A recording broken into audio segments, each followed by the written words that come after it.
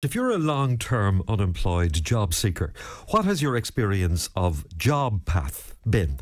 And in case you don't know what JobPath is, back in 2014 it emerged as a result of government plans to try and create a new employment programme. JobPath was set up with the aim of assisting about 115,000 long-term unemployed job seekers at that time to return to work over its duration and to produce significant expenditure savings. It was set up under the guidance of Joan Burton, the then Social Protection Minister, who insisted that JobPath would help to increase the pace of progress in reducing unemployment, which was at that time 11% and falling. And the scheme was announced, as I say, as an initiative employment support-based scheme on proven methodologies of sourcing and securing sustained employment for job seekers. Now, whether or not it has worked remains to be seen, but Sinn Féin have some major reservations about the whole JobPath scenario. Rose Conway-Walsh joins me on the line. Good morning, Rose. Good morning, Tommy. What's your concern?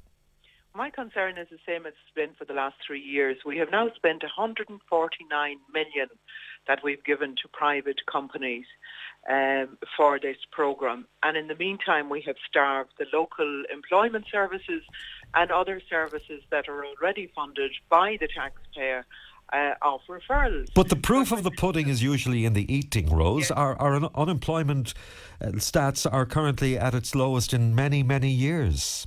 Well, out of the 190,000 job seekers that went to JobPath, only 9% of them are now in full-time employment, and many of them will even tell you in speaking to them that they got the employment themselves. So we paid 149 million just to get a 9% or less than 9% take up on it. And some of those have been referred for the second time. So there's double payments given to these private companies, and it's not right. And why do you think there's a problem? Problem is the original contract, it goes back to procurement again. The original contract that was given to these two private companies, I know at least one of them is based in the UK, was not a right contract. It wasn't. We have never got our hands on the contract because they. So how do you know it's not right then? Because it's not right, because they're giving them double payments for this. It was set up that it was to be for people who are more than 12 months unemployed. Many of your listeners will know that they have been a lot less than 12 months unemployed, and they have been referred over to JobPath.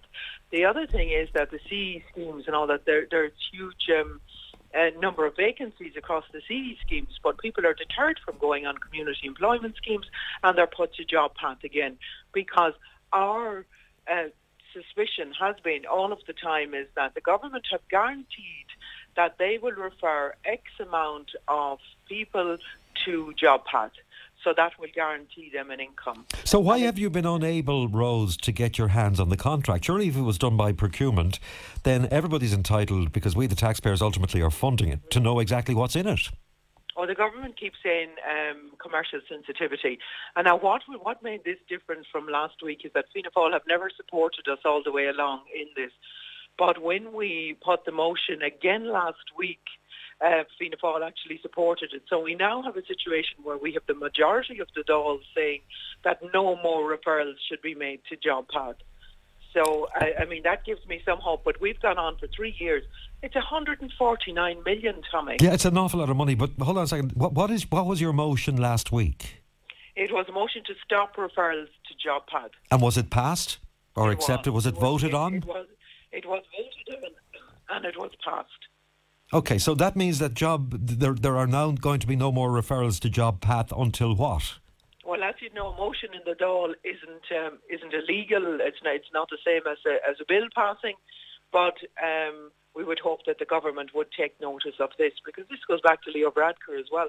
The first time I brought the minister, into the Shannon on JobPath in 2016, it was Leo Varadkar was the minister. So again, I mean, it feeds into the whole thing, around unaccountability and waste of money and overspend and all of those things where money is being wasted when we cannot get vital services and infrastructure that we need. But as we speak this morning, I assume JobPath is doing its work. Whether you believe it's money for our book work or not, that motion last week doesn't in any way inhibit them from doing what they're paid to do. Well, I hope that it will. I mean, all we can do is use every mechanism that's available to us to try and stop this, what we would call a debacle and an absolute waste of money. So that's why we used our private members' time to do that. Now, can the government decide to still be unaccountable and still go ahead and say, no, we will give it we will continue on referring to JobPath at the expense of all of the other schemes? Then we're not in government, so we can't do that. But I think we have a responsibility. Okay, to use and do you have? I mean, are there JobPath offices in the west of Ireland? There are, yes. Thurst and Nua operate within Mayo, so the country is divided. CTAC operate in Mayo, and Thurst Nua operate in the other parts of the country. Yeah. So it's divided up like that. So there are, yes. And I mean, I have done a lot of research on this. I've been in contact with a lot of people who've been referred to JobPath every day, day in, day out. I mean, it'll be for those people to speak for themselves, but I know what's happening and I know what's been going on for the last number of years. Well, what is, I mean, if you're long-term unemployed, you can be brought in by job. Can you, first of all, do you ask to see them or do they ask to see you? Well, they ask to see you. Okay, so you come in because that's their remit. So you come in. The names are referred from social protection. Yes. So you might say, okay, if you had somebody in an area and you had a local employment scheme or something like that, and the participant may say, well, I'd be interested in doing that job. But then you'll be instructed that, no, you go to JobPath. Now, that might mean that you're in Achill and you're told to go to Castlebar. You're in Louisburg, you're told to go to Castlebar, or vice versa. You have people crisscrossing the county who don't have money for travel either. And that's why the satisfaction with the scheme among participants has been very low, because people have been asked to travel these long distances. There is, and they're trying to be, it's like trying to fit square pegs into round holes in it. They've been patronised, cajoled, threatened, manipulated and bullied. Yeah, but that's in fairness, you know, I mean, that's very anecdotal. I mean, certainly we couldn't stand over those comments, Rose. You know, I mean... no, but could I just tell you, Tommy, that research was carried out by Waterford IT. On behalf of who? On behalf of the job participants.